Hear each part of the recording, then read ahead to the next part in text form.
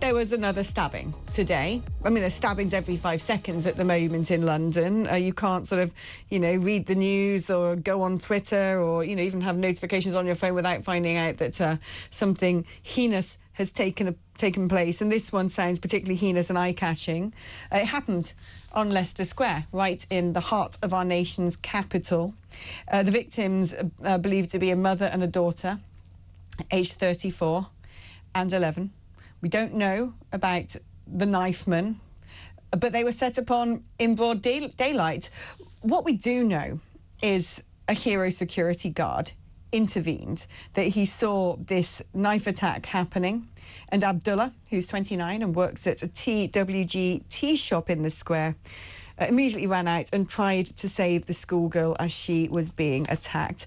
Well, let's find out more, as much as we can, about this with Norman Brenham, who is a former London police officer.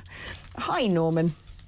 Yeah, good evening, Alex. We've got to tread carefully with all of these things because we've all learned, haven't we, the lesson of the last time around there was a horrific stabbing of girls, and everyone started jumping to conclusions and trying to find out who it was, and it's got us into a bit of a pickle.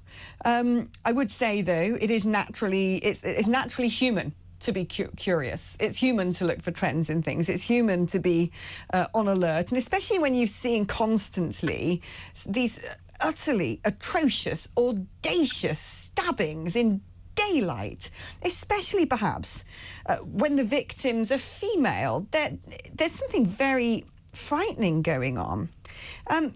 Do we have any information about what happened today yet? Well, apart from what you've said, the police never release any information other than the age of the suspect.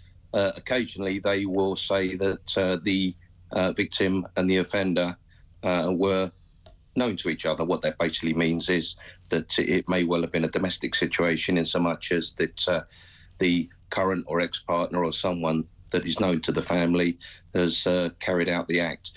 We don't know any of that, so obviously we can't discuss it. But what I can say to you is, as you rightly mentioned earlier on, is that there are so many stabbings. Did you know yesterday in Forest Gate there was a quadruple stabbing? There were 2 murders last week in London. I think it was Tower Hamlets, a few hundred metres apart. In the last 2 and a bit months, I've posted probably 15 double and triple stabbings and shootings, predominantly in London, but around Britain, one of which I think was over in Bromley, where there were 3 carloads of people that came along. They all got out, and I think they attacked a 17-year-old lad, shot and stabbed him, all had it on his toes. Many of these people are arrested, but this is how out of control knife crime is. And in relation to today's particular case, and perhaps even the one, although I can't go into details, of the Southport stabbings, sometimes, Alex, there are people that will go out with a knife with an intention to kill, harm, injure, that the police and nobody, not even the victim, will know or can stop.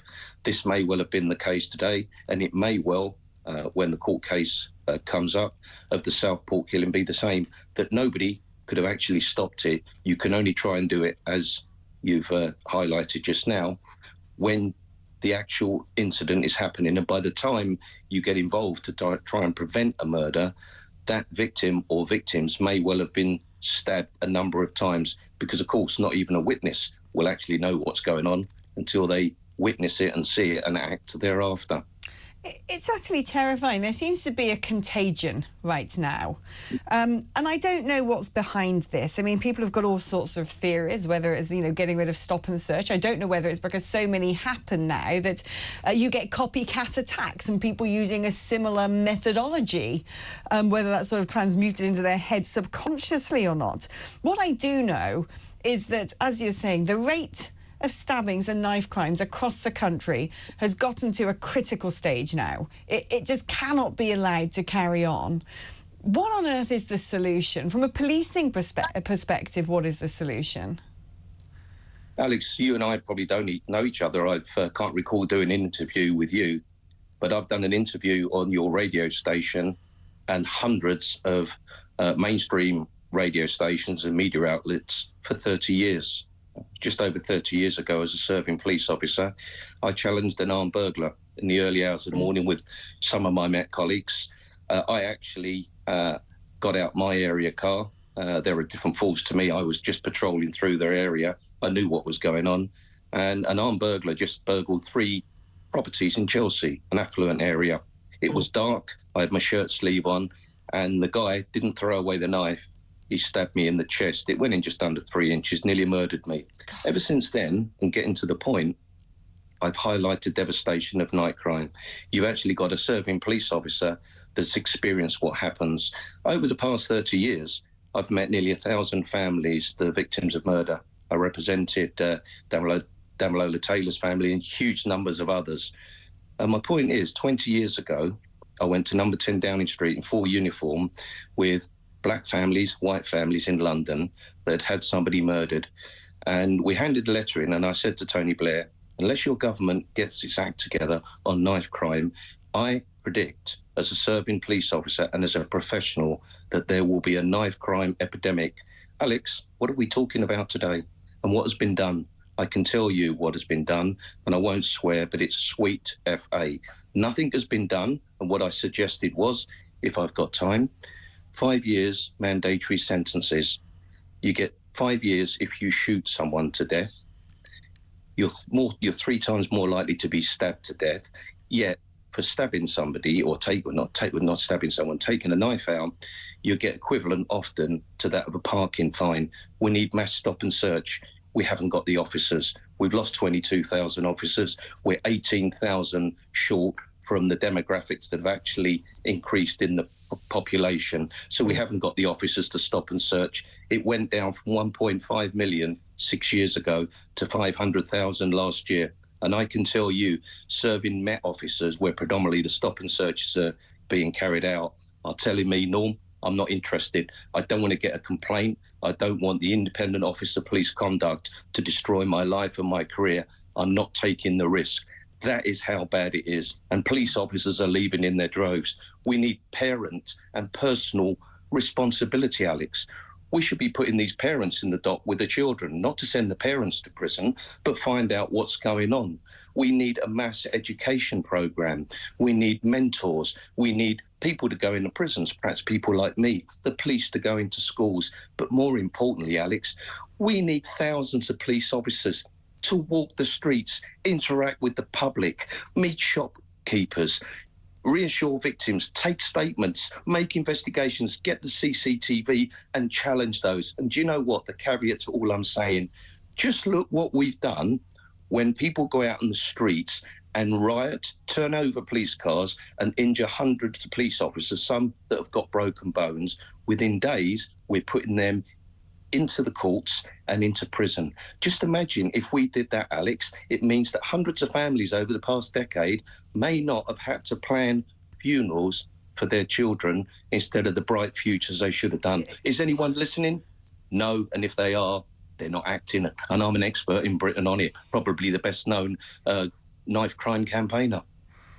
I'm astonished by what you've said about the 5 years mandatory sentence for a gun and it being different for a knife. And I'll tell you why I'm astonished. I'm astonished because, you know, killing someone is killing someone, whatever method you're using. To me, or attempting to kill someone or having a murderous weapon, they're all the same. If you've got something on your possession with an intent to harm or to kill, it doesn't matter what it is, in my view. But when it comes to this, I don't know if this is going to make sense, but when it comes to someone who holds a gun, usually people who have guns are sort of cowards, aren't they? It's a remote way. It's a sort of detached way of killing, maiming and injuring somebody. Someone who holds a knife and is able to put that into another living thing's flesh has a very, very... there's a strong amount of resolve there. There's a twistedness. There's a pure evil that enables someone to do that. So I'm amazed that it comes with a lesser tariff. And you're saying that it's basically like having a parking fine. That's what the fines are. And these children, it's predominantly young children around Britain. In London, it's predominantly young children, and it's predominantly, sadly, young black children that are carrying knives and taking the lives of other children. And the police are sick and tired of being caught in the middle of it. I can tell you now, I served 31 years. I carried out hundreds of stop and searches. I actually retrieved dozens of knives. I used to get the odd complaint. It's not the colour that we're actually interested in. It's the knife and the perpetrator, the person carrying that. And if the demographics say that 70% of knives in certain areas are committed by a certain demographic of the community, how can it be racist when you are working on behalf of that community, on behalf of the victims that have lost a child and a loved one? And as I said, they're the ones planning the funerals rather than futures, and the police have to stand between good and bad and right and wrong. And sadly, when it comes to stop and search, they always seem to be in the wrong. And I think some of these communities, that the first people they blame are the police, should start looking within their own communities and seeing what they're doing to combat it, because although they complain about stop and search, not all of them, but quite a few do, they never seem to come up, Alex, with any alternative to stop and search. But, you know, it's funny, isn't it? When we want to go on holiday, we get stopped and we get searched at airport. Happens to me all the time. And I don't think it means that someone thinks I'm a terrorist. I'm just glad that it's being done.